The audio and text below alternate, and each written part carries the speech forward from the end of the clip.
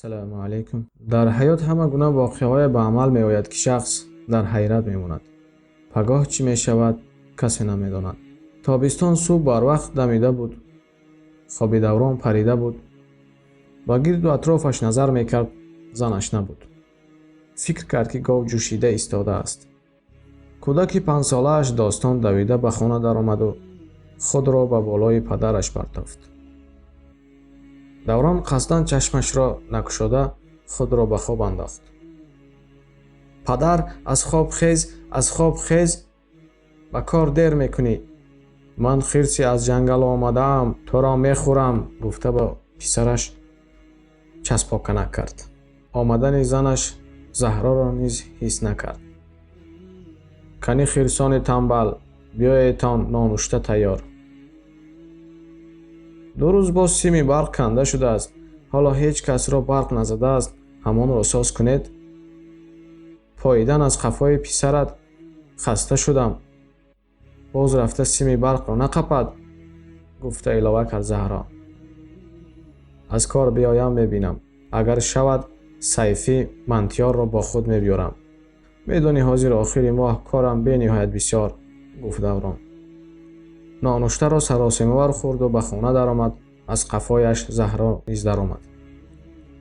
Заҳро, дарзу дӯзатро ҷамъ куну худатро эҳтиёт кун, гуфта ба фарзанди дар батни Заҳро буда ишора кард.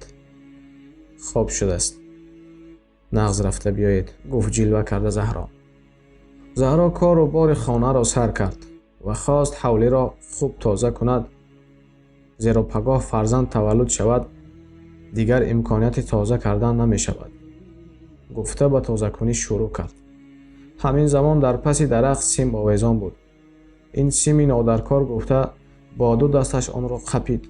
онро кашиданӣ буд. ин замон фиғони Заҳроро фаҳмида аъзоёни дигари хонавода давида баромаданд.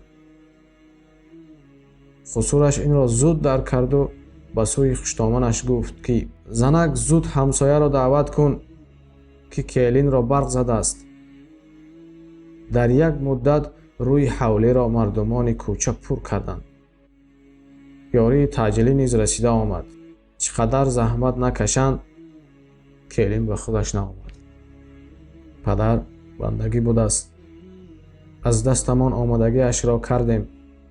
афсӯс, дар батнаш фарзандаш низ будааст, гуфт ходимони тиб. Даврон низ расида омад. писарам, акнун чӣ кор мекунем? келини мис гулбаринамонро аз даст додем. не, ин тавр шуданаш мумкин нест. Заҳро, чашматро кушо, гӯён ҳамсарашро ларзонид. ҷанозаро ба фардо гузоштанд. рӯзи дигар ҳама ҷамъ шуд. аз доду фиғони занҳо ҳама ба гирья омада буд. махсусан модари Заҳро аз сӯхтан адо шуда буд.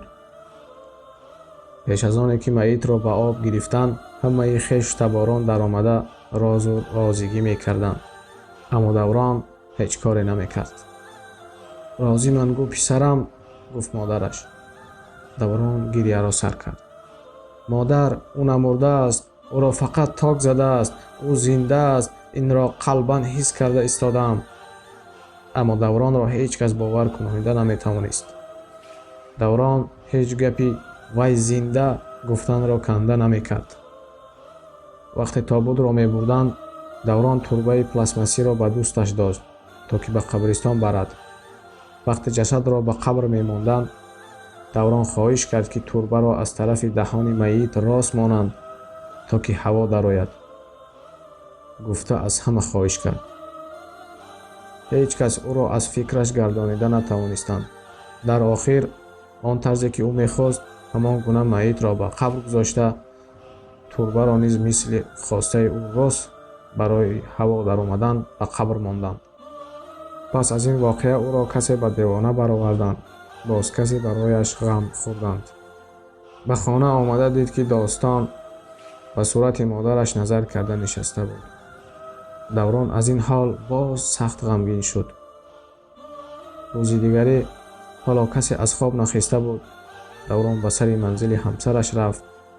назди қабр рафт ва ба даруни қабр гӯш андохта меистод. و چند وقت در نزد قبر نشست و به خانه برگشت.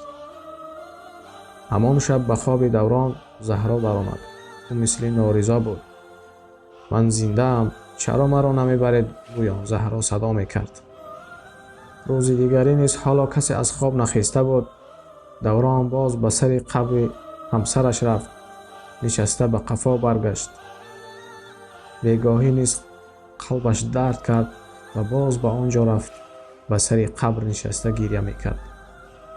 وقتی خیست تا از آنجا رود به گوشش آوازی رسید. به قبر گوش انداخت و سراسیمه‌وار رفته از خانچه قراول قبرستان بیلدسته را گرفته آمده به گشادن قبر شروع کرد. از قفایش قراول نیز آمد.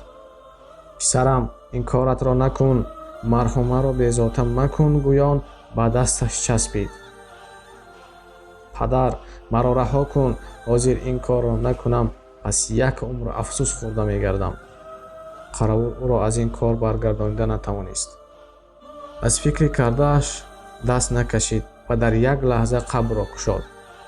قراول به درون قبر نظر کرده کلمه اش را به زبان تکرار و تکرار می گفت. در قبر کفن گشاده بود و نزد جسد طفل نوزاد می خوابید. سبحان الله. این زمان از تلفن دستش زنگ زده همه را به یاردم دعوت کرد. کسی به او باور کرد و کسی دیگری باور نمی کرد. همه رسیده آمدند. ماشین تعجیلی نیز این زمان حاضر شد. همه از این حالت کرخ شده بودند. معلوم شد که زهرا پیش از تولد از درد به هوش آمده در کجا بودنش را فکر نکرده تولد می کند و باز از هوش می رود. پسرم، مهر شما را نسبت زهرا خدا خودش می داند و از این سبب او را به ما گردانید، گفت مادر زهرا. این زمان در خانه ماتم زده باز توی خرسندی شد. خداوند زهرا را به دوران دوباره برگردانید. خب دوستان عزیز، از این قصه یک چند حصه برآوردن ممکن است. یکم، مهر انسان ها به همه چیز قادر است. دوم، محترم مردان، تنبل نشوید. با کمبودی های خانه اتان بی‌پروایی نکنید. عاقبتش را دیدید چی می شود. سوم، عمر غنیمت است. در یک لحظه از خرسندی به ماتم تبدیل یافت و از ماتم به خرسندی. به قدر هر دم رسید. فکر میکنم از این قصه برای خود عبرت گرفتید.